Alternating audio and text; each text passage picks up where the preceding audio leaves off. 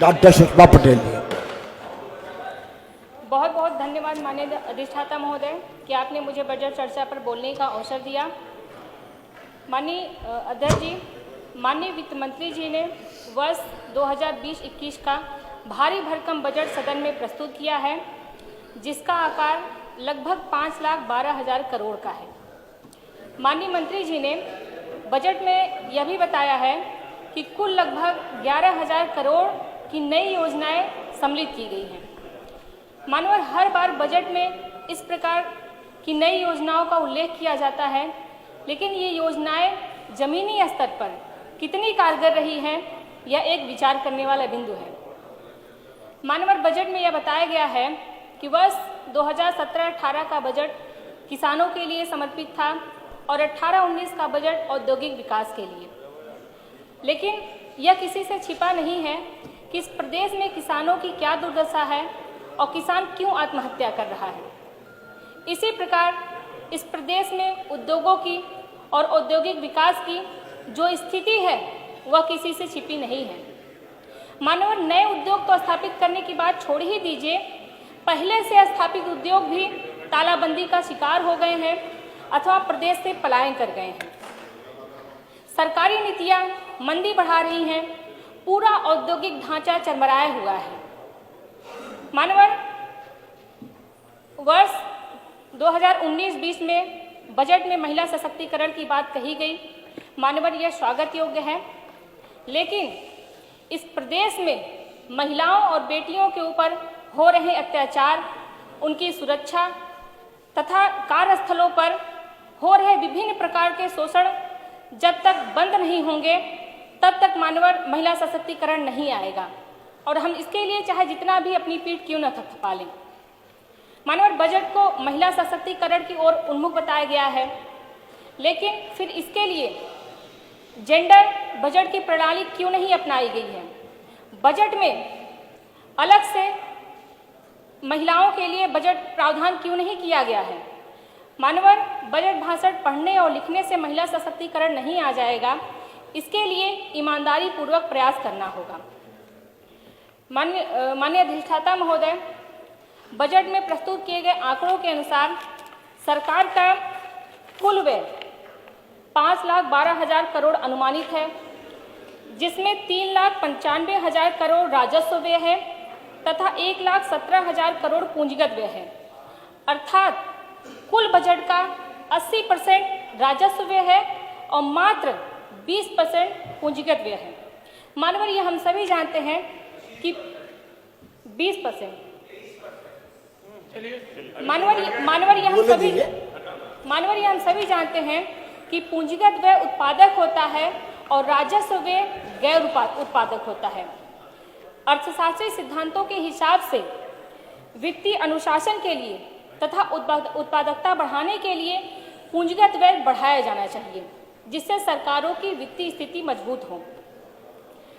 लेकिन माननीय इस मानक पर हमारा बजट पूरी तरह से फेल है। माननीय अध्यक्ष जी, प्रदेश का राजकोषीय घाटा 53,000 करोड़ रुपए पहुंच गया है। राज्य ऋण जीडीपी अनुपात 28.8% अनुमानित है। माननीय अपनी जीडीपी का 28.8% लेकर हम किस प्रकार उत्तर प्रदेश को उत्तम प्रदेश बना रहे हैं, ये बात पूरी तरह से समझ के बाहर है। राजकोषीय उत्तरदायित्व तथा बजट प्रबंध अधिनियम 2003 लागू होने के 17 साल बाद भी हम अपने घाटों को पूरा कर पाने में असमर्थ हैं, और यह हम सभी के लिए सोचने वाली बात है। स्टार्टअप योजनाएं केवल भाषणों और कागजों में है, लेकिन हकीकत में इस प्रदेश की अर्थव्यवस्था रसातल में है और इसको चलाने वाले नौकरशाही कुंभकर्णी निद्रा में। माननीय अध्यक्ष जी, बजट में बहुत सारी सामाजिक सुरक्षा की और कल्याणकारी योजनाओं का विवरण दिया गया है, जिसमें महिला कल्याण, युवाओं, छात्रों व समाज के कमजोर वर्गों की बात कही गई है। लेकिन बजट में की गई प्रतिबद्धता तथा उसके बजटीय आवंटन में कोई तालमेल नहीं दिख रहा है। विधवा पेंशन तथा वृद्धावस्था पेंशन की धनराशि को अन्य राज्यों की तरह बढ़ाकर कम से कम 3,000 रुपये प्रतिमाह किए जाने की आवश्यकता है। बेटियों के पढ़ने के लिए कोई प्रोत्साहनात्मक योजनाओं की घोषणा इस बजट में नहीं की गई है। छात्र छात्राओं के पढ़ने के लिए छात्रवृत्ति और शुल्क प्रतिपूर्ति का जो आवंटन है वो कुल मांग की तुलना में बहुत कम है। मानवर, मैं आपको बताना चाहती हूँ कि इधर विगत कई वर्षों से पिछड़ी जात के लगभग 50% छात्रों को न तो छात्रवृत्ति मिल रही है और न ही शुल्क प्रतिपूर्ति मिल रही है।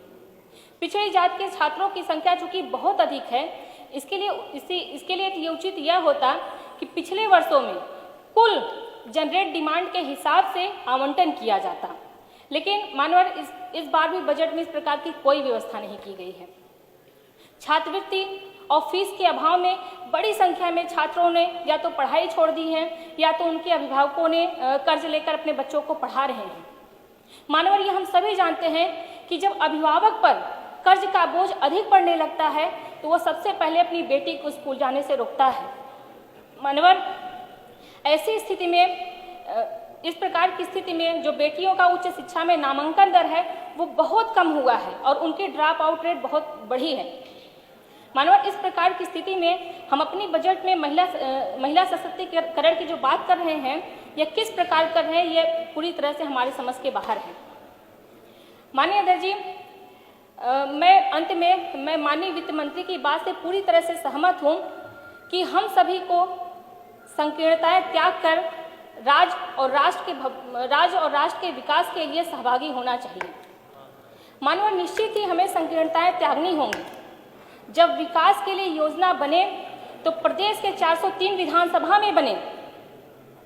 जब 5 करोड़ की सड़कें बने तो सभी के क्षेत्र में बने, न कि सत्ता पक्ष विपक्ष में भेदभाव करके।